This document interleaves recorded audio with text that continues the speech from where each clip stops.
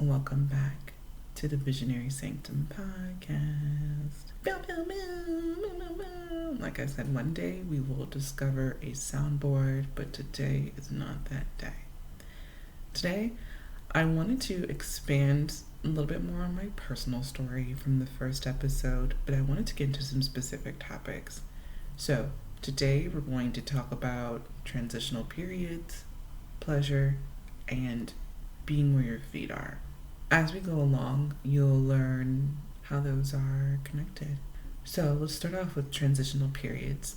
If you want to know a little bit more about my personal story, I recommend going back to that first episode so you can learn how we all got here together. A lot of that personal story that I shared, it was spent healing solo in a long extended period of isolation.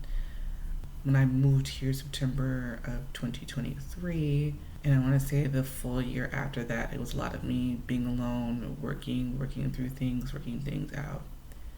Now that that time has formed me into this incredible, more confident, more comfortable person that I am, this new individual is now re-emerging into society, if you will, socially. I'm out here building community, making great connections, and my experience from the past when I attempted to do those things has changed drastically. The way I am perceived has changed drastically, and I love it. People are just a lot more open and receptive to me, this new version of me, and especially here in Chicago. And it's been a boost to my self-esteem just to feel good and to feel loved. You know, I had to find it within myself, but even when you find it within yourself, it doesn't mean that you're not lonely. It just changes the standard of the type of people that you're around, and sometimes changing that standard means waiting a long time until whatever you want comes to you. And that waiting period does fucking suck, and it is incredibly uncomfortable. Hence, transitional periods. Anywho, that time is no longer. Some changes I see, people just, I'm getting called beautiful all the time. There's beautiful smiles and lots of bright energy. Openness, creativity, vulnerability. These are the things that feed me. And so I've been seeing the reflections of who I am come in contact with me, which has been a beautiful experience. Something that I did notice while I'm integrating myself in these communities. I know I want to get into creativity more as a career rather than hobby. I want it to be like, you know, the embodiment of life, a part of this bigger ecosystem that feeds me in abundance, whether it be financial, spiritually, mentally, emotionally. So I've been intentional about the spaces that I've been integrating myself in. And something that I found is that being in those rooms, the question is, what do you do? Are you a writer? Are you a artist? Do you paint? Do you do this? Do you do that? Blah, blah, blah. I'm being a multidisciplinary person who just has not built up a portfolio. That has been a difficult thing to do. But being around these incredible people, it has inspired me to create something. The only difficult piece about that is being within a transitional period. Here we go. Follow me. You stayed. Being in a transitional period and pivoting in career and in the work that you would like to do is difficult because while you're building, there may not be anything to show for it. So this podcast is an expression of me trying to have something to show for it, build. But this is only episode 2. And I'm meeting a lot of people who have been doing these things for the last whatever amount of years. And this is my first time in a while really taking it seriously to really build something. And my knowledge has expanded so much in terms of business and education since I began this journey. So now I'm ready to go. But what do you do? Like, how do you explain that outside of community when we get into creativity, but an entrepreneurial pivot? As my other piece. So I think I've explained, I am a real estate broker. This is my second year in the business. And my first year has taught me I am not meant to just be a realtor. I'm meant to expand. I'm meant to really get into creative entrepreneurship. And I want this real estate piece to be an embodiment of a project that I feel passionate about. And so what we're doing right now is an extension of that. And so with me doing a pivot, it is a little awkward when people are like, how's business going? Like, are you doing this, that, and the third? Like, are you running around doing all these different things? It's like, no, I'm being intentional about the type of people I'm drawing, because the previous year I was chasing transactions. And that's how a lot of people build their business. Like, most people are not in the real estate industry to be fucking creatives. They're in there to make some fucking money. You know what I mean? And the method that you do that is you get into a brokerage, you join a team, and you follow that team leader. So the team lead's going to give you a bunch of business that they don't want to do. Usually it's rentals or people who are in situations where it is difficult to find a place. And as a real estate broker, when you're doing rentals, traditionally, the only way that you make money is if the deal closes, if you can find them a place and the landlord pays out. You're essentially running around for free if you cannot find them a place. It would be different. It would be different. Just work with everybody and charge everybody. But sometimes it's like, is it worth it? If worth the headache of such a difficult task for such a small amount of money? And you have to think about that as an independent contractor, period. So you do a bunch of rentals, right? You do a bunch of back end work for a broker who's done the grunt work already, who has paid their dues, and you run around. You do the rentals. They recommend you their friends. They recommend you their friends, and then hopefully one day a few of those people are eligible or interested to buy. So then they buy, and it just keeps going and going. But for me, there's no passion behind running around for it. I did the year running around and I'm like, damn, like, is real estate something I really wanted to do? I felt like it was something I wanted to do. Like, what's wrong? I ended up transitioning into another brokerage after doing like running around with a chicken with my head cut off, which I actually did pretty well. I was just stressed. I found that there are brokers out there doing business in a way that they enjoy, in a way that they like. And this is a much bigger full service brokerage, so there's a lot of creatives within the space as well that have other things going on. They have these beautiful websites, they have their own offices, they're thinking about the ideal client that they would like to attract, and that vibrationally, spiritually is on you. What do you want to do? Who's your audience? Who do you want to attract? Versus running around for transactions, it's just kind of like, you get anybody. You might get somebody who's easy to work with. You might get somebody who's hell on wheels. You have zero control, and it's just a very stressful, uncontrolled environment. Stressful and uncontrolled is different when you're getting a regular paycheck like an employee, but when you run your own business, you want a lot more control over your clientele, your energy, and your time. That's the beauty of working for yourself. So I was like, you know what? I'm going to think of a concept and pull people in that way. And I wanted it to be a bit more spiritual. So as y'all know, this podcast is called Visionary Sanctum. And so the real estate arm of this will be called Visionary Sanctum as well. And I want people to see their homes as a visionary sanctum. Like, you're a visionary, you're creative, you're this beautiful, spirit, this divine entity, spiritual being, you know what I mean? This is a home that you are tied to. This is a representation of you. This is where your best practices. This is where you recharge. This is where you clean. This is where you come home to every single night. This is something that needs to be special to you. And how do I convey that? How do I convey that your home is an extension of who you are? And so people who feel that way about their home, those are the folks that I want to attract.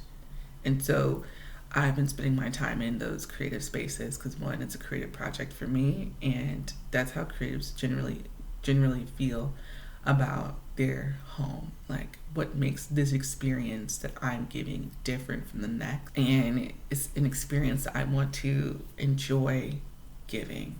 So that is a transitional space. While I'm making this pivot to rebrand, or to actually just create a brand in general, because I didn't really have one before, it's taking time to strategize and like, what do I want to do? What properties do I want to record? Do I want to do open houses? I'm thinking of like video concepts, just so I can integrate it within this personal brand that is Visionary Sanctum. On top of Visionary Sanctum being a personal brand, I also have to think about, okay, when somebody visits my Instagram, it needs to line up with the person that I say that I am. And what do I do? I'm a creative. Okay, I need creative shit on my Instagram. I'm kind of spiritual. I need those kinds of life and spiritual topics on there. I be outside, okay? I be outside a little bit, so I need to show that I be outside, right? And I need to display this real estate thing. But sometimes the difficulty is like, damn, I can't throw all this out there at once. And I literally started this Instagram over again in March. It's just now June, so I don't have this full thing. What has made me feel better about it is I recently met someone at this bonfire, hence me being outside. That's my version of outside, okay? And they were telling me about a play that they're writing and that they're working on. And I find that people who work on plays, I also met someone else who's working on like a top show. Writers in general, they take their time. And it's usually this longer, drawn out process so they can feel the project. It has to be something that they're connected to. And then you put it out there, it does what it does. You leave a world behind for people to discover. And I want that to be what my work is. And so it's interesting listening to somebody else say that it's taken them about a year to get this together, and then they're going to start workshopping it, which I know the workshopping is not the official piece, but I found that to be inspiring. I've met a photographer who's telling me that they hadn't picked up their camera in a minute. And I'm like, okay, like I can understand not picking up your camera in a minute and looking for that inspiration to come again, because I do have incredible work. But as artists, sometimes the inspiration is not always there, and you need time to live life and explore and experience. And so while you're exploring and you're experiencing life, to pull that inspiration and figure out how you want to create this thing, sometimes there's nothing for other people to see. It can look like there's no work being done. And being in this transitional period, that's something I'm trying to get over. I'm in a building stage. I'm in a growing stage. And speaking of building and growing and transitioning, girl, I looked at something had come up, okay, about harvest, like September harvest. And I'm learning about the patterns of like agriculture. And we are currently in growing season. And so a lot of the growing that is done for agriculture and plants and shit like that, the roots are growing down this big broad network, and it's powerful and it's strong. And then eventually we have something to harvest above ground. And I'm just telling myself those roots is what I'm building, and it's okay that people can't see it. I just need to build something that I feel good about and that I feel proud of. And it's not necessarily a space that I need to feel insecure about, whether it be through business, whether it be creatively, or whether it be the community that I'm trying to build, because I'm also very new to that space as well. Now, I want to talk about pleasure. Pleasure is strongly related to this path that I'm on. And pleasure has been informing this transitional period where I want to live life the way I want. I want to do life in the way that I desire because it feels good, right? I don't want to just run around and chase transactions for the hell of it. If I'm going to have a real estate business, it's going to be because it feels good to me, because I like this and I'm making money, okay? I don't want to run around and be stressed for some coins. I want to be like, ooh, some coins. Yeah. I wrote down a couple of like almost poetic statements, and I put, I am the center of my universe, and am, period. I said that this route is pleasure informed. The pleasure informed route is the road less traveled. I have spent so much time being practical about things that practical has distanced me from pleasure. And pleasure is a point of living life. It's good for the nervous system, you know. And I just started the book Grandmother's Hands, and the author is a therapist, trauma-informed therapist, and everything he talks about when it comes to healing is metabolizing trauma through the body and feeling through the body, not just fixing your thoughts through talk therapy, but understanding some of this is spiritual and ancestral. And pleasure is one of those things that is good for the body, and it's something that we should prioritize, living life with pleasure and thinking about yourself in a way that might feel selfish sometimes, but this is you, this is your life, and you need to carry this body around.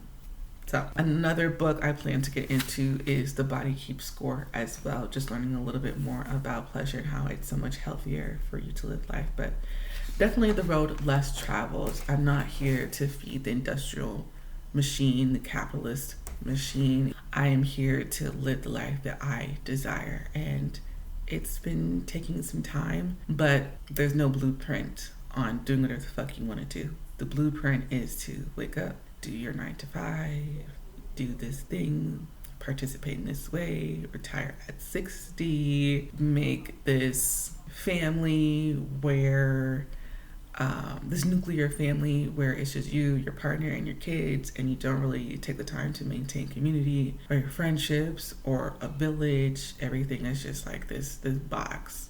And I want to be outside the box. And even though those rules or the path does not really exist, I'm okay to make my own, even though this has been a very uncomfortable process. Moving on. Being where your feet are. Be where your feet are is in reference to being present. And I believe that my power rests in my ability to be present. Prior to this very in-depth personal journey I've been on since moving to another city is removing a lot of that anxiety. Like I talked about, the body keeps score, metabolizing trauma. Now that my nervous system is a lot more under control, I'm allowed to be present, which gives me this experience to stop and smell the roses of the things that I've built and I have created. I have been in a pattern of not really giving myself credit for the work that I've done, not acknowledging the roots that I have grown to establish myself into this incredible person I am today. And being present allows me to enjoy the mundane things of life as well as the accomplishments. It feels better. It feels more gratifying without that punch to the nervous system of like this high, crazy dopamine roller coaster. Sometimes a roller coaster is too much. I'm okay with steady movement as long as it is movement, rather than stagnation. Of course, I wrote down some little poetic things. I said, I want to practice being more present, enjoying the downtime between creation, enjoying the mundane. And then I said, my power is anchored in the present. I also wrote, standing still and pulling what I desire toward me rather than fantasizing about what could be. So, girl, I'm a Pisces, and I love a good fantasy moment. I love a good romanticization piece. That has been me, and I guess it could be like a trauma response of always wishing that I was somewhere else. Not the healthiest thing. But now that I'm in this position in life where I feel a lot more content with what's going on. Like, this is my first time as an adult really experiencing community in this way and enjoying doing life to the beat of my own drum. Sometimes I have spent so much time thinking forward and thinking ahead of more that I have not really enjoyed right now. And sometimes there might be things and opportunities in life that I could be missing or I could be delaying by having my mind somewhere else. So, like I said, the goal is to stand still, be in the present, and if there's anything I think I need in that moment, work on that and pulling it forward rather than thinking 45 steps ahead. Just being where my feet are, moving one day at a time. What can I do today? And today just so happens to be recording this podcast. Oh, I want to have this experience of collaboration with another creative. Right after I'm done recording this, I'm going to edit. I'm going to head to Soho House with a community member, a friend, who's going to help me with this collaborative process. Just little pieces of connection. And tomorrow I was like, I want to get into art and design. I found a little free event to go to, free conference really. And I'm going to go out there, I'm going to shake some hands. This is what I can do today, I don't need to constantly think about the end result. Just one step at a time, I expanded by saying I needed a healthier relationship with fantasy and dreaming because it's healthy to dream, it's healthy to have a vision and strive for that vision. But while I feel like I can't lose sight of the future, I also can't lose sight of what's directly in front of me. And with presence being my power, within that comes intuition, within that comes discernment. And I can create the most beautiful, deep connections with other people, not just pursuing dreams, but other people when I am deeply present, when I'm where my feet are. Have you ever been in a conversation with someone and your mind is going elsewhere? Not because the conversation is boring, but you're so anxious. You have this, that, and the third going on, and it's like you could go out to spend some time with people because you're lonely, it's just about time. Like, you really just want to connect with some folks, and it's difficult to do that if your mind is just not in the room with you. So living a life that is in pleasure based off of what I want to do, I understand that in order to really enjoy this life, I really need to be present for those steps along the way in order to enjoy and stop and smell the roses, right? If my mind is constantly somewhere else when I'm living life at a relatively steady pace, not like a crazy jump, but a steady pace, how am I going to enjoy this journey? Sometimes steady is good for the nervous system, right? Those crazy ups and downs can be a little too much. It can be exciting, but sometimes I just need a break. Like, god damn, like, can I just, pay some bills, go out, mingle, be with the girls? I mean, the men's outside too. But be with the girls, like, have some fun, right? And enjoy. And I'm always meeting new, interesting people. So the ability to be fully present in this person's energy and their experience, it's really feeding me. It's really helping me pour into my cup, which I hope leads to an overflow of abundance. And connecting with these other folks has just led me to grow and grow and grow and enjoy this network of community, this network of opportunity, and putting me in a better position to do all of the things that I want to do in life. And step one is acknowledging the work that I've done by being present, feeling the pleasure that I'm leading life with, and acknowledging that it is okay to be within a transitional time. So that's all I have for y'all today. I usually like to preview. I think I want to start previewing what's up for next week, but I don't really know yet. We're going to go out, we're going to experience some things, and when that inspiration comes, we will be back for the next episode. Stay tuned. Bye.